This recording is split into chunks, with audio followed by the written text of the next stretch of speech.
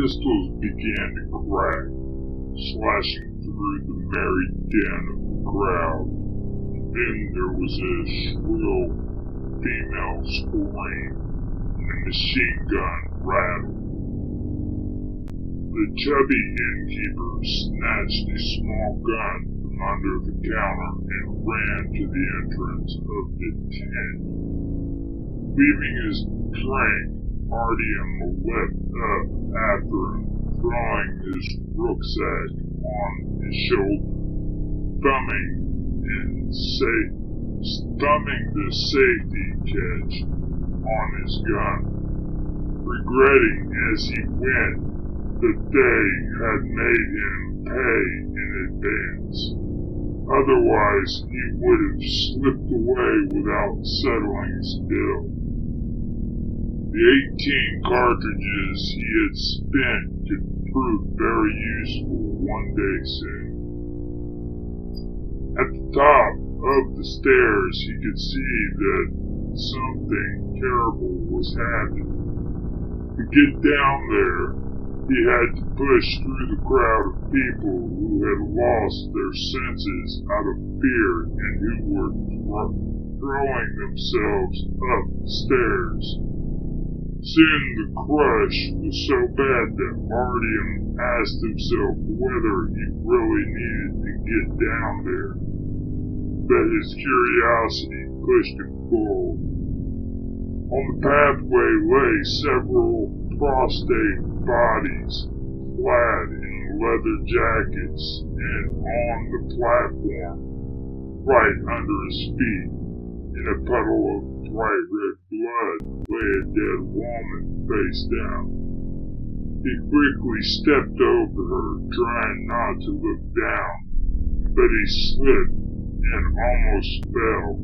Panic reigned, and half-dressed people were jumping out of their tents, hysterically looking around. One of them was left behind, his foot still stuck in one leg of his trousers, when he suddenly bent over, clutched his stomach, and tipped over to the side. But Artyom couldn't figure out where the shooting was coming from. The firing continued, and heavy-set people in leather were running from the other side of the hall, throwing squealing women and frightened traders out of the way. But these weren't the ones being attacked. It was the bandits themselves, the ones who controlled this side of Kitai-Garad. And along the whole platform, it wasn't clear who was creating this slaughterhouse. And then Artyom understood why he didn't see anyone. The attackers were in the tunnel, and they were opening fire from there, apparently afraid to show themselves in open space. This changed things. There was no more time to reflect. They would come out onto the platform when they felt that there was no more resistance. He had to get away from that entrance as soon as possible. Artyom ran forward, tightly gripping his machine gun and looking over his shoulder. The echo of the thundering shots resounding through the arches made it difficult to tell from which tunnel the shots were coming, the right or the left. Finally, he noticed camouflaged figures in the opening of the left side tunnel. Instead of faces, there was blackness, and Artyom felt a chill inside. Only after a few minutes did he remember that the Dark Ones, who had encroached on BDNKH, never carried weapons, and weren't dressed in clothes. The attackers were just wearing masks.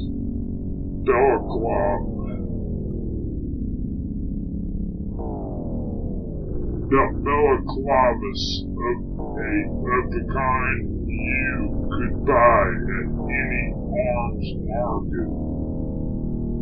Balishnikovs of any kind that you could buy at any arms market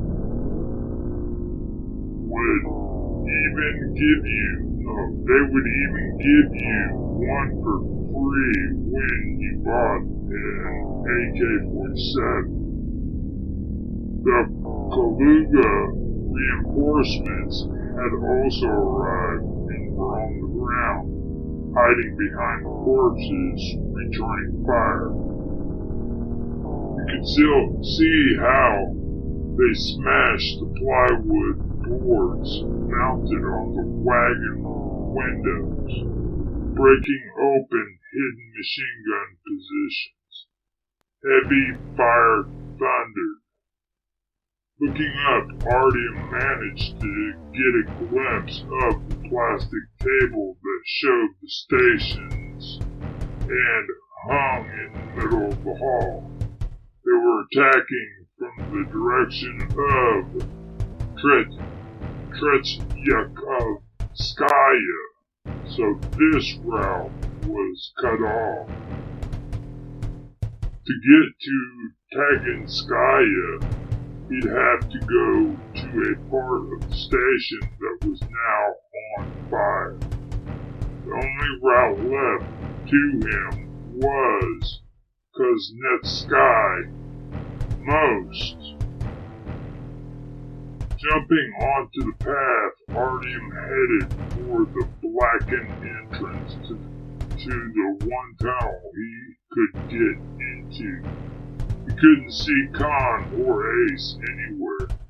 He thought he saw a figure who reminded him of the wandering philosopher, but when he stopped for a moment, Artyom realized he was mistaken. He wasn't the only one running into the tunnel. Almost half of those escaping were heading that way as well. The passage was ringing the frightening cries. One person was sobbing hysterically.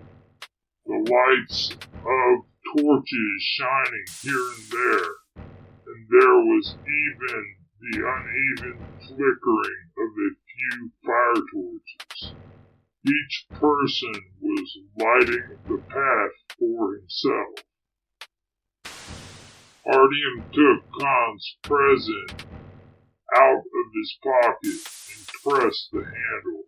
After directing the weak light of the torch to the path under his feet, trying not to trip, he rushed forward, catching up to a small group of fugitives.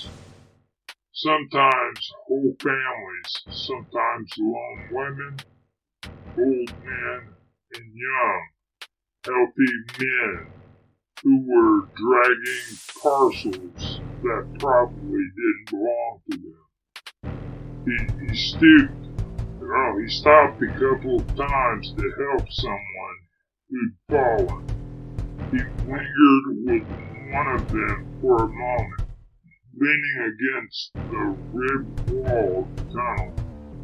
Sat an old man, totally gray, with a painful grimace on his face, clutching his heart. Next to him stood an adolescent boy who was looking serenely indulged.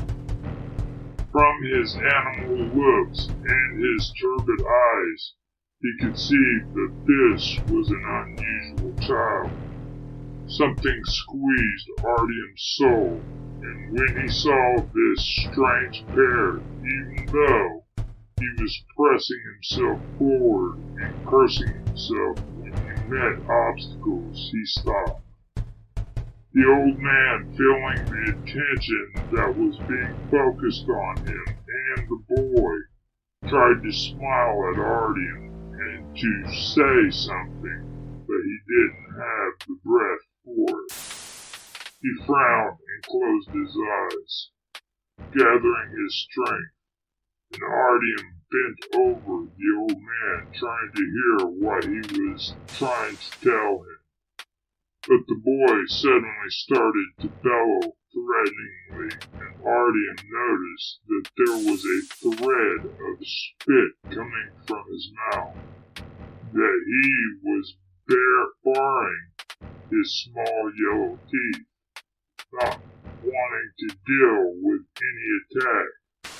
Artyom paused himself aside, or Artyom pushed him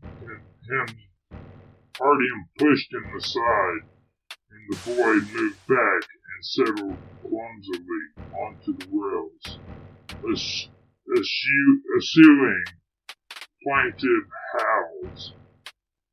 Young man, the old man struggled. Don't eat. That's Vanichka. He doesn't understand.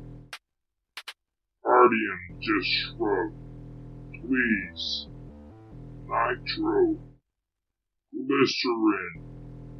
In the bag. At the bottom. One pill. Give it to me. I can't myself.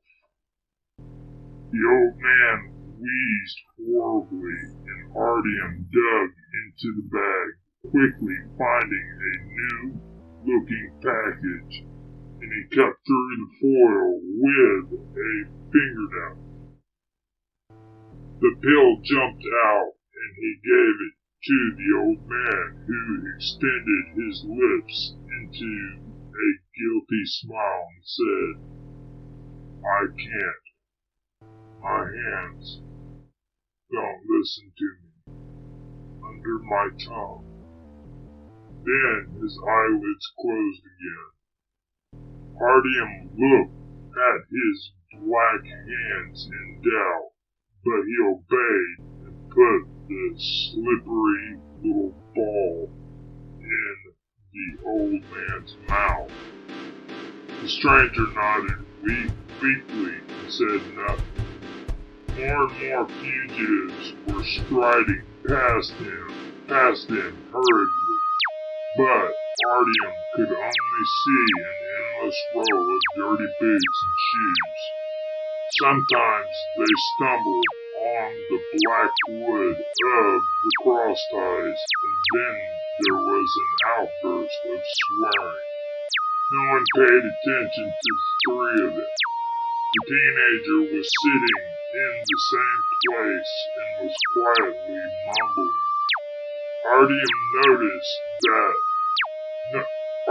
noticed with some indifference and even a little smugness that one of the passers-by kicked him hard, and the boy started to howl even more loudly, smearing his tears with his fist and swaying from side to side. Meanwhile, the old man opened his eyes, sighed heavily, and muttered, Thank you very much. I feel better already. Will you help me to get up? Artyom supported him by the arm while the man rose with effort. He picked up the old man's bag, which meant he had to put his machine gun over the other shoulder. The old man began to hobble forward and went to the boy and started encouraging him to get up. The boy bellowed, offended, but when he saw Artyom come up to them, he started to hiss maliciously and spittle again, dripping from his protruding lower lip. You see, I just brought the medicine, the old man I just bought the medicine, the old man said. Indeed, I came here especially for it, to this faraway place, you know. You can't get it where we live. No one brings it in. There's no one to ask for it. And I have just finished my supply. I took the last tablet on the way here, and when they didn't want to let us through Pushkinskaya, there are fascists there now, you know. It's just a disgrace to think that at Pushkinskaya there are fascists. I heard that they even want to rename it, either to Hitlerskaya or to Skillerovskaya. Though, of course, they haven't even heard of Schiller, and imagine they didn't want to let us through. Those swaggering fellows with their swastikas started to tease the next guy. And what could he answer, the poor boy in his condition? I was very worried. My heart went bad, and only then did they let us out. What was I saying? Oh yes. And you see, I especially put them deep into my bag in case anyone searched us. And they would have asked questions. And you know that they could get the wrong idea. Not everyone knows what kind of medicine this is. And suddenly, there's all this firing. I ran off as fast as I could. I even had to drag Venexka because he had seen some chickens on sticks and he really didn't want to go. And to start off with, you know, it wasn't squeezing so hard. I thought maybe it would go away, and I don't have to get out the medicine. It's of course worth its weight in gold. But then I understood that I wouldn't manage, and as I reached for a tablet, it got me. And Vanichka, he doesn't understand a thing. I've been trying to teach him for a long time to give me tablets if I don't feel well, but he just can't understand it. And he either eats them himself or he gets the wrong thing out of the bag and gives it to me. I tell him thank you, smile, and he smiles at me, you know, with such joy. He bellows merrily. God forbid something happens to me. There's no one to take care of him at all. And I can't imagine what would become of him. The old man talked and talked, ingratiatingly looking at Artyom's eyes, and Artyom felt very awkward for some reason. Even though the old man was hobbling with all his strength, Artyom thought that they were moving too slowly. Everyone was overtaking them.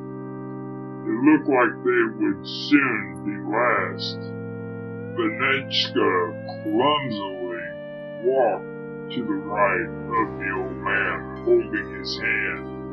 His former serene expression had returned to his face. From time to time, he pushed his right hand forward and excitingly gurgled, pointing at some object that had been thrown away or dropped as the fugitives ran from the station, sometimes pointing at the darkness that was thickening in front of them.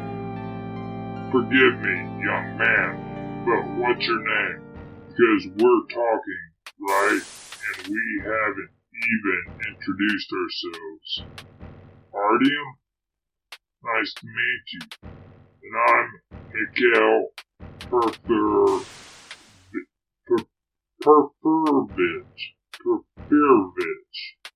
I'm Mikhail Porfirovich. Porfirovich? That's right. They called my father Porfiry. An uncommon, name. And in the Soviet times, he was even questioned by various organizations because at that time there were other names in fashion.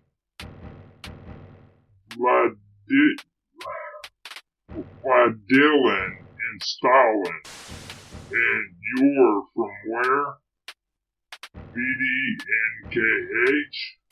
Well, me and Vinichka, we're from Barakadnaya. I once lived there. The old man smiled, embarrassed. There was a building there. It was such a building, so high, right near the metro. But you probably don't remember any buildings, do you? How old are you, if you don't mind? Well, of course that's not important.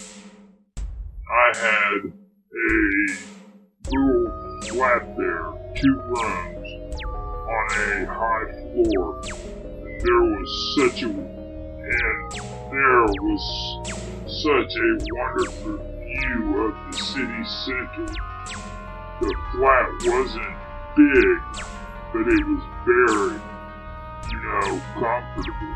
The floors were, of course, oak, and like all flats, then there was a gas stove. Lord, I'm thinking right now about just how comfortable a gas stove, and back then no one cared for them. They all wanted electricity, but they just couldn't get it. As you walked in there was a reproduction of a Tintoretto painting in a pretty gold plate frame. What beauty. The bed was real, the pillows with sheets that were always clean, and a big desk with a lamp and it burned brightly. But most importantly, there were bookshelves to the ceiling. My father left me a big library, and I collected them too. Hatch, why am I telling you all of this?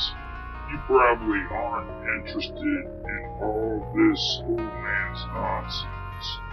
And yet still now, you see, I remember, I really miss the things, particularly the desk and the books, and recently I really miss the bed.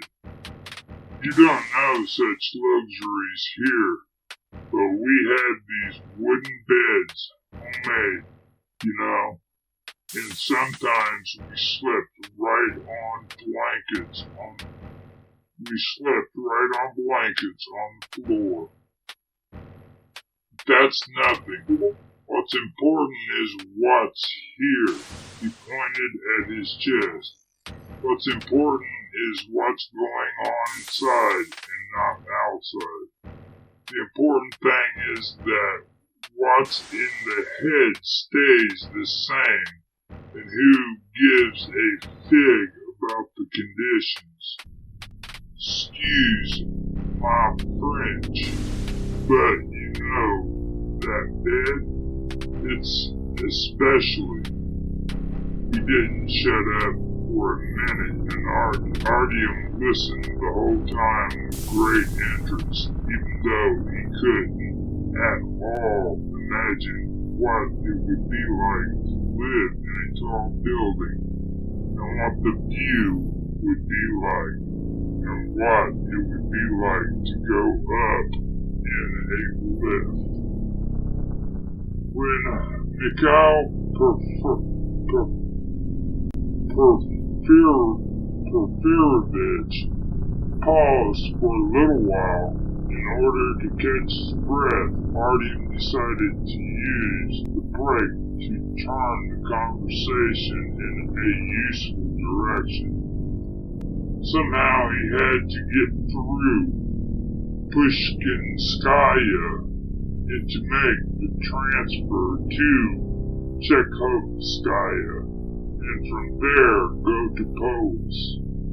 Are there really real fascists at Pushkinskaya? He asked. What's that you're saying? Fascists? Ah, yes. The old man sighed confusedly.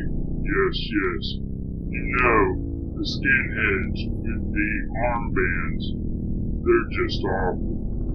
These symbols are hanging at the entrance there and all over the station. You know, they used to mean that you couldn't go there. It's a black figure in a red circle with a red diagram line through it. I thought that they had made some kind of mistake, and I asked why they were there. It means that the Dark Ones can't enter. It's some kind of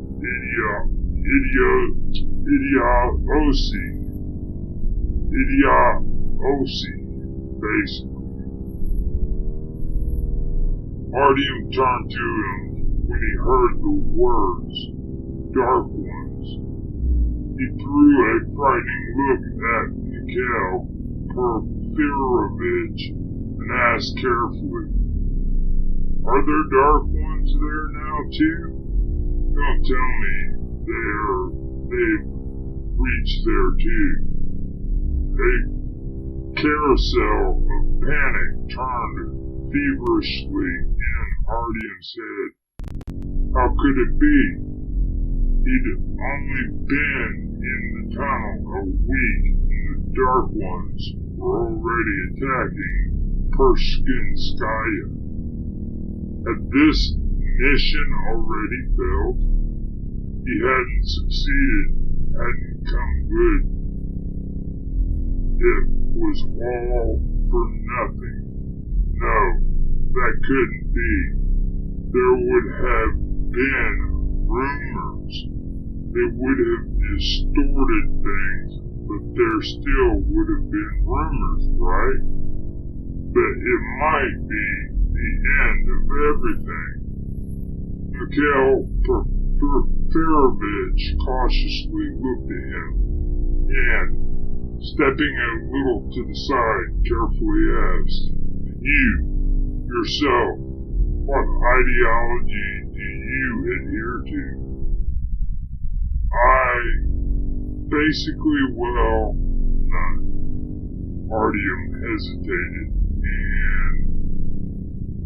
and how do you feel about other nationalities? About Caucasians, for example? What do Caucasians have to do with anything? Artyom was puzzled. Generally, I don't know much about nationalities. There used to be the French there, or the Germans, and the Americans, but I guess none of them are left. As for the Caucasians, if I'm honest, I don't really know any, he admitted awkwardly. It's the Caucasians that they called the Dark Ones. Mikhail Porfirovich explained, still trying to figure out if Artyom was lying, playing the fool. The Caucasians, if I remember right, are regular people, Artyom said. I saw a few of them here today. Completely normal people. Mikhail Porfirovich assured him. Completely normal people, but those cutthroats have decided that there's something different about them, and they persecute them. It's simply inhumane. Can you imagine?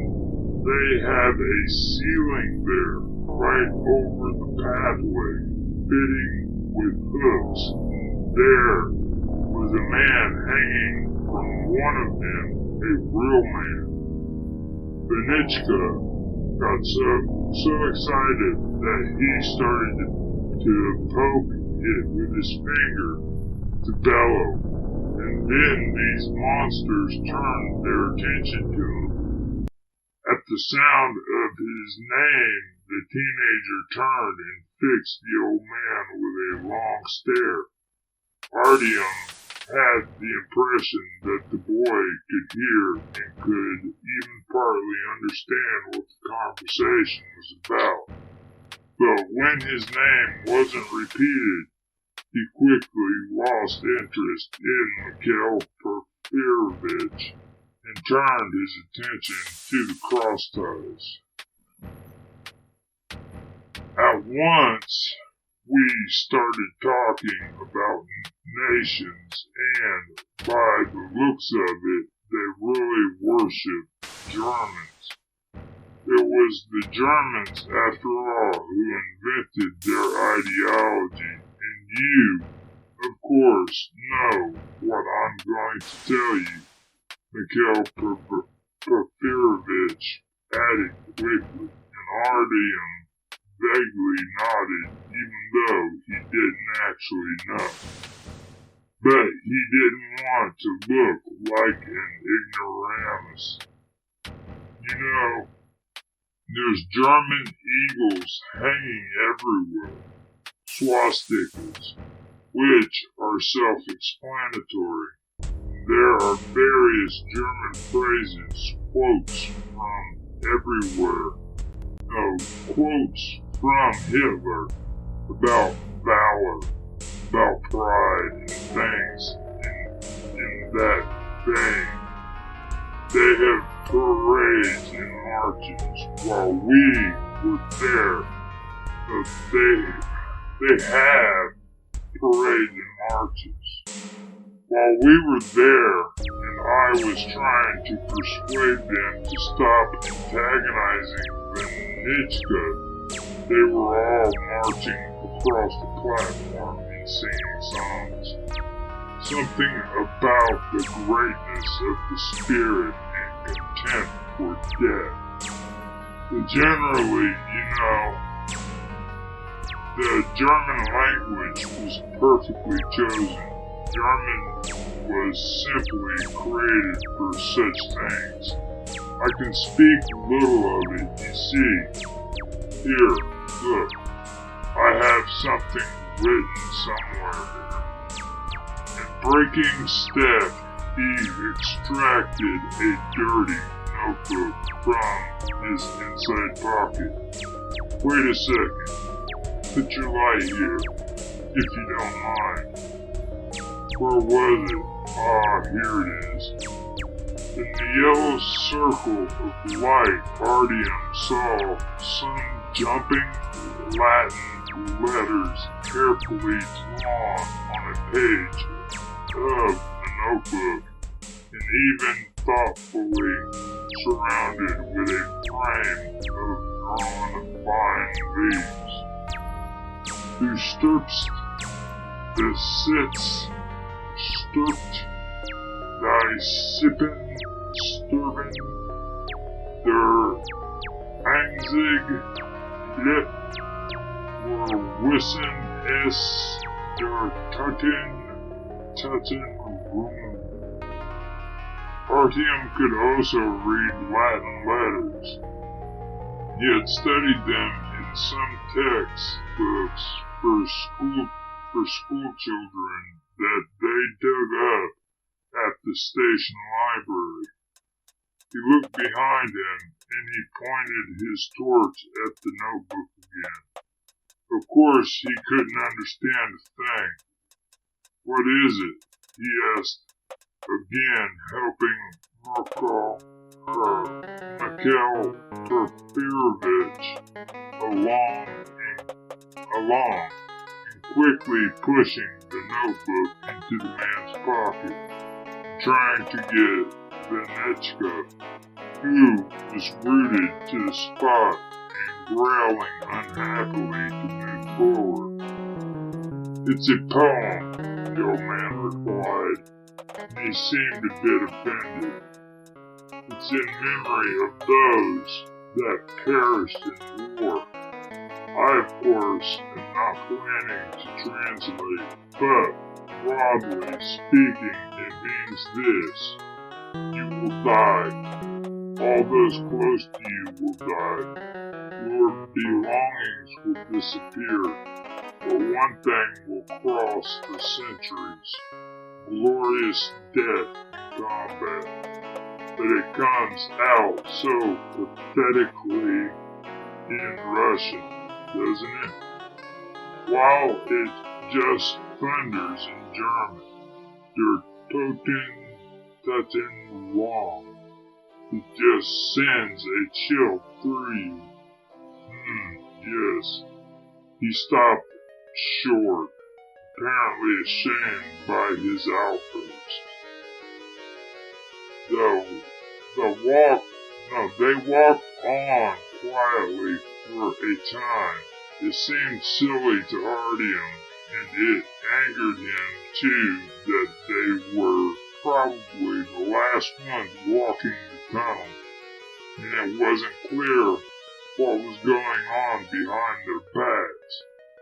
And now the guy was stopping to read poetry, but against his will, he was still rolling the last lines of the poem around on his tongue, and for some reason he suddenly recalled Vitalik, with whom he went to the botanical gardens.